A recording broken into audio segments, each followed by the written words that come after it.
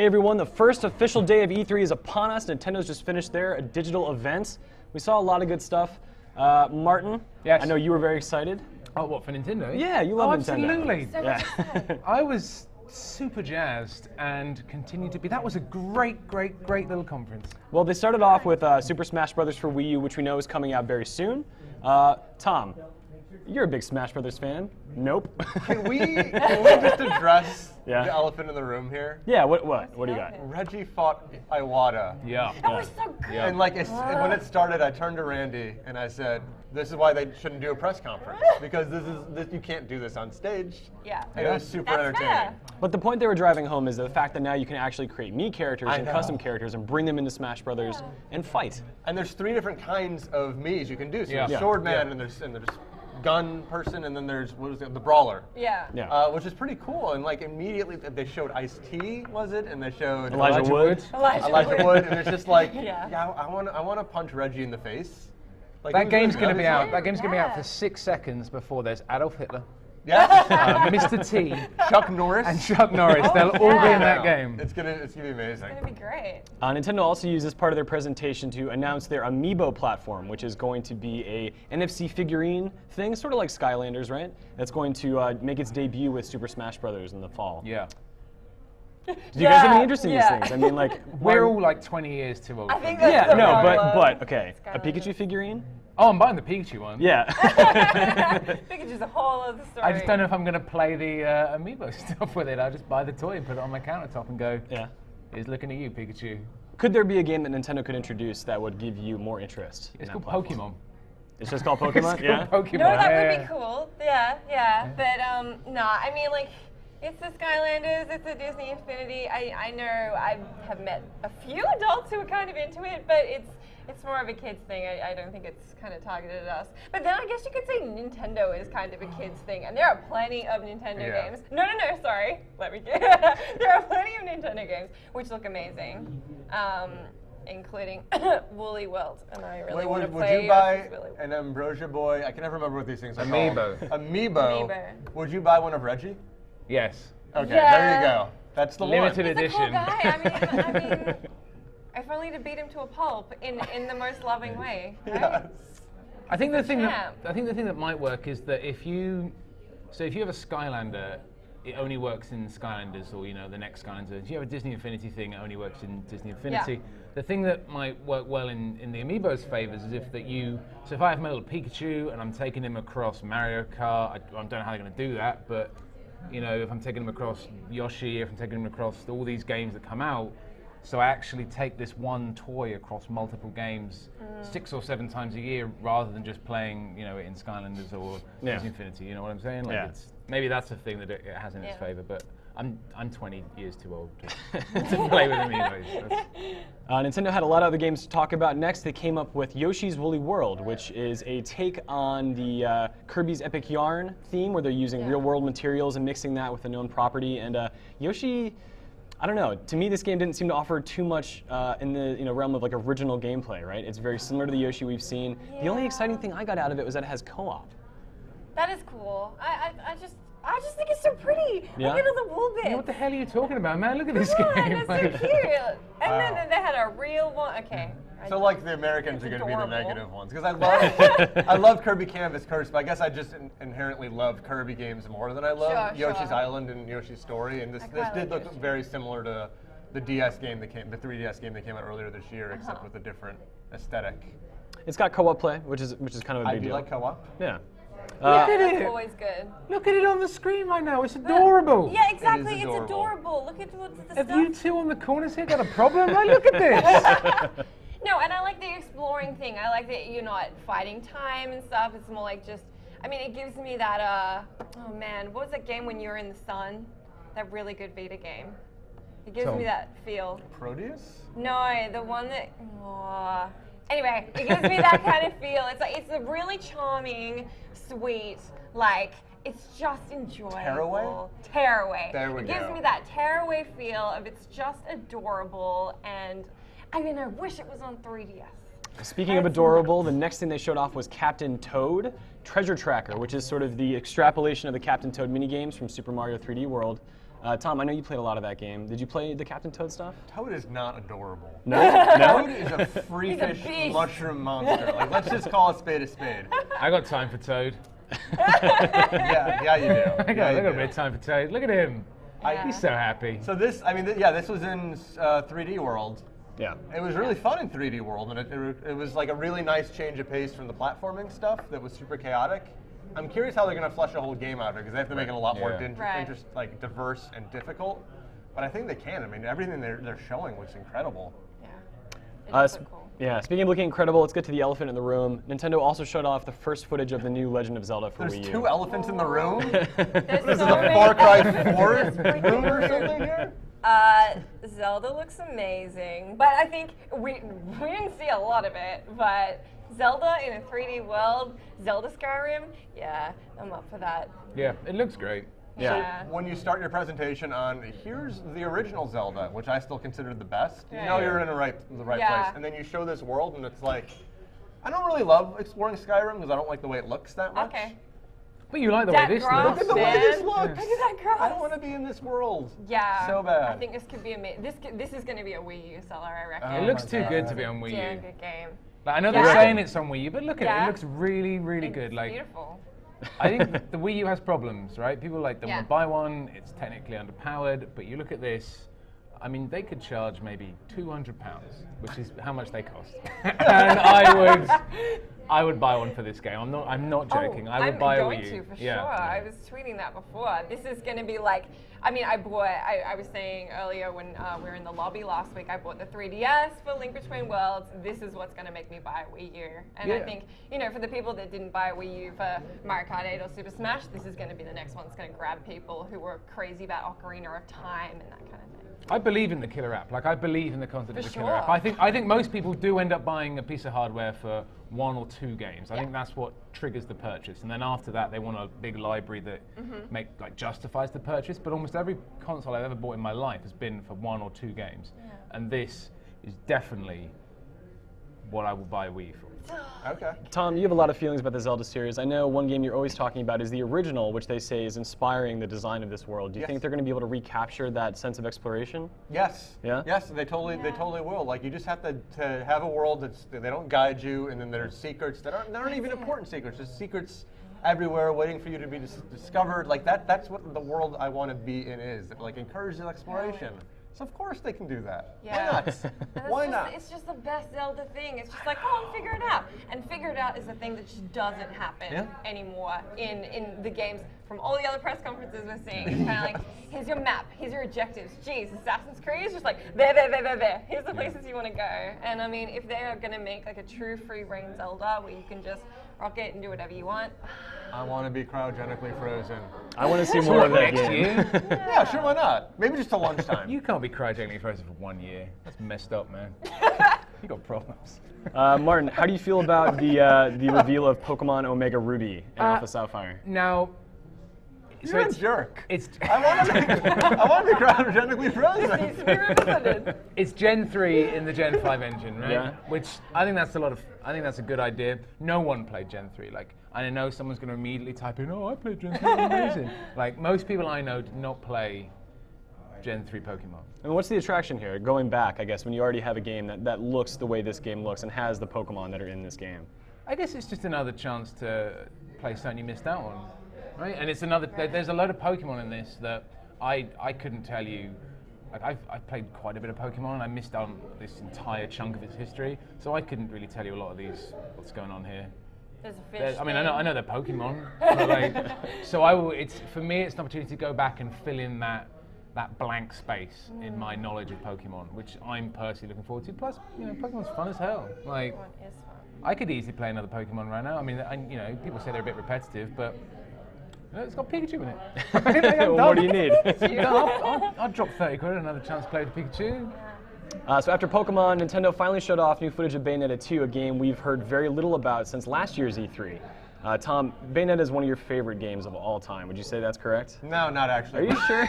But it is. No, you're wrong. It is. I think it's the best 3D action game ever. Like, I don't even think there's. That doesn't qualify as one of your best games of all time. Well, no, you said favorite. It's not. It's not one. Okay, It's not one of my favorite games, even though I respect it more than just about anything else out there. I love the game, but You have really weird standards. It's a good game. It's a good game. Well, I mean, I prefer like God of War 2, which is not nearly as good from an action perspective.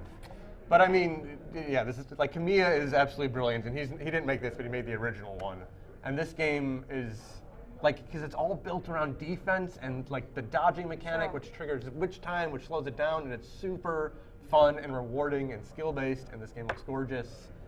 But then there's that bit of news. What was the news, Mr. Newsman Martin? That the original game will be included. That's awesome. With the sequel, which is amazing. I think that's great. Yes.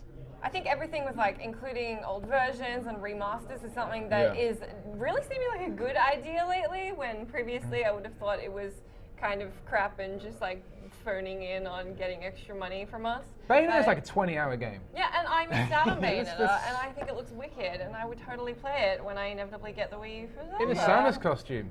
In a Samus costume.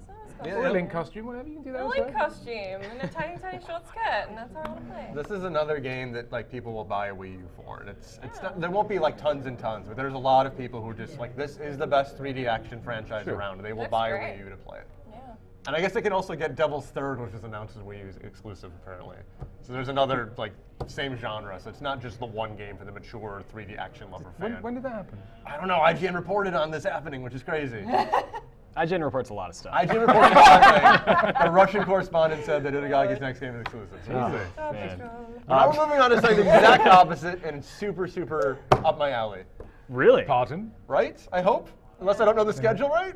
Well, the schedule that I remember is that they went back to Zelda for HYRULE Warriors, the Technicolor collaboration. I'm back. No, HYRULE Warriors, yeah. So, you know, HYRULE Warriors is sort of, you know, it's a take on the old Samurai Warriors, you know, genre where you have massive amounts of enemies, only now they're in Hyrule, and they're enemies from previous Zelda games. And you get to play as Link, as Zelda, as Impa, as Midna, and just attack a lot of people. Are you guys excited for this? Is this going to hold you over until the next Zelda? No. No? So here's the thing. They talked about they're trying to merge Zelda fans with Dynasty Warrior fans, right? And they want like everybody to enjoy this. Yeah. I would never play Dynasty Warriors. I You couldn't pay don't me think to they're do the it. same group at all. I don't think. I would play this at least a little bit because I like Zelda so much that I would give it a shot. And I think that's what they're banking on. Yeah. They're banking on people from each franchise being like, well, I'm really going to love the combat because I like the Dynasty Warrior side, or I want to be Link and Emperor. And I get that, but not enough that I think I would get into this one. Who are the people who like Dynasty Warriors but don't like Zelda? Who doesn't like Zelda? It's so Bad good. It kills seas and seas of people. Yeah. Dynasty Warriors is Look at those damn rupees. Those rupees.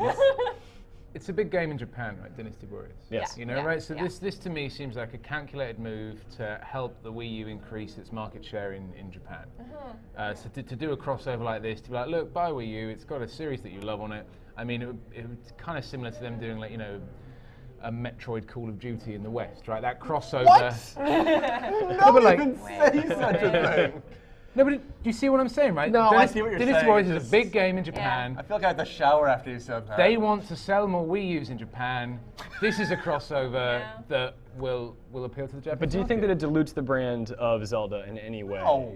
No? They released crossbow training. I mean, no, Yeah. no. And I guarantee this will be good at what it does. I don't think Yeah. there's going to be a bad game that they poop out. It's a good game. It's It might not appeal. So it's not going to be poop. Well, no, it might be a game that doesn't appeal to us, but I think it'll be a well-made game in that franchise. Like, it's not going to dilute anything. Metroid Call of Duty would dilute Metroid, though. Well, what?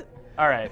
Anyway, moving back to reality, Easy. Kirby and the Rainbow Curse This for is the my Wii game. U is, Tom, just take it away. You got No, this. someone else can tell me. You just said it was your game. Okay, What fine. about the rainbow bits? Kirby Canvas Curses is my favorite DS game, which is like one of the best systems ever. Yeah. So a new Kirby Canvas Curse, and look at how good it looks, and Look it's at the fun, rainbows. and you make your own pads.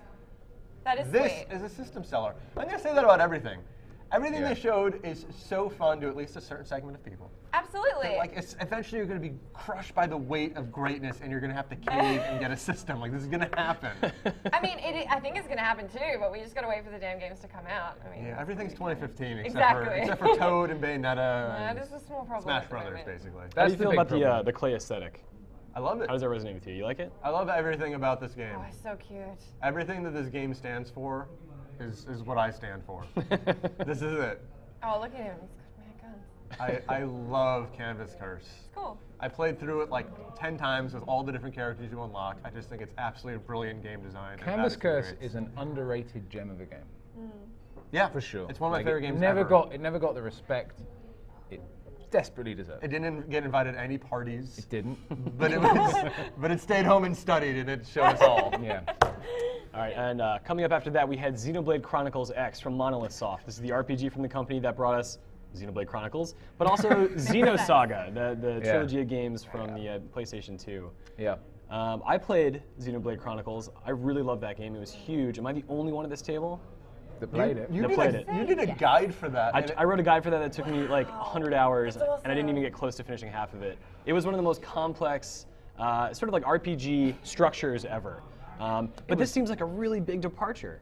This seems way more like Xenosaga than Xenoblade Chronicles. For the most part, was set on Earth, on a planet, let's say, you know, like on terrain. This is very much playing up this space sci-fi stuff that was present in Xenosaga. Yeah.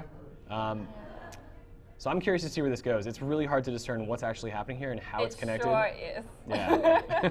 For us sitting around the table, we're just like, what is anything that's going on at the moment? But Monolith Soft is really good at what they do, and they have a lot of fans, so maybe it's not for all of us, but No, that's actually cool. I'm looking forward to playing Is it. this the first like JRPG that we've seen in anything at E3 so Yes. far? Yeah, This is I true. think This is so. 100% true. Surprisingly, there was no Final Fantasy at Sony's thing yesterday. Yeah. Or Kingdom Hearts, or a new JRPG.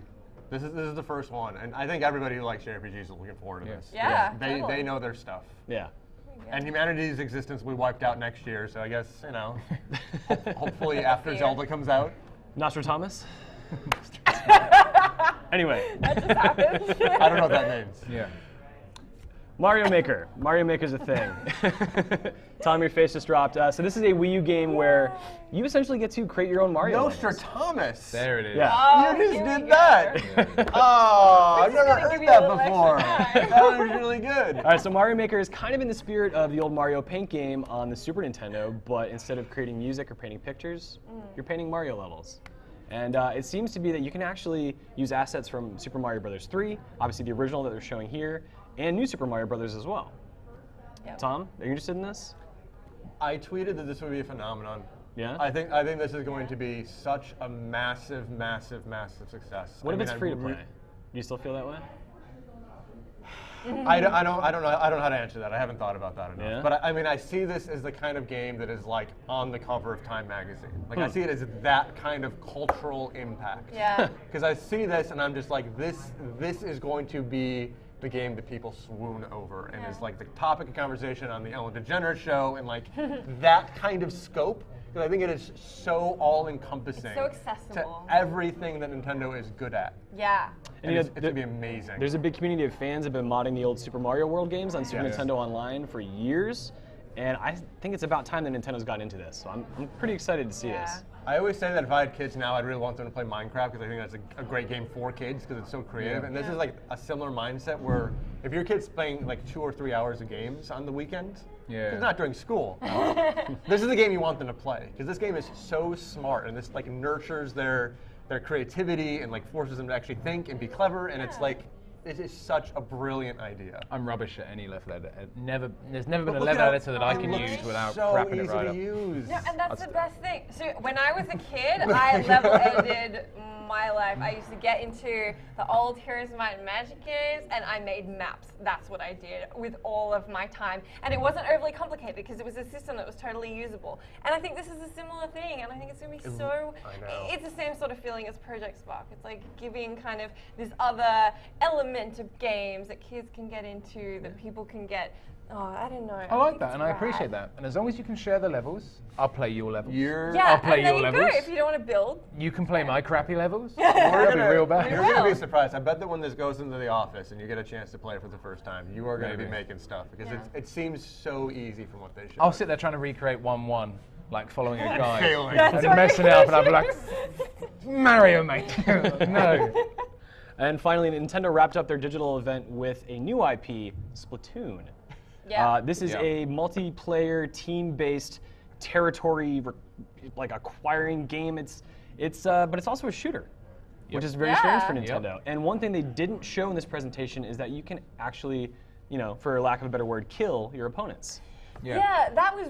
I think it was actually like way far into this when someone actually got taken out, and it was like, oh, okay. that was the thing. Yeah, no, because for the like you say, for the whole presentation, it was like, okay, cool, you're just getting territory, and even that as a setup seems, you know, interesting enough. Like it's, I described it as a good office game. I think it's something we're gonna sit down with and be like, okay, let's do the 2v2, and it'll be great. But yeah, I don't know. Do you think the killing thing like adds to it? Do you think it's a good idea?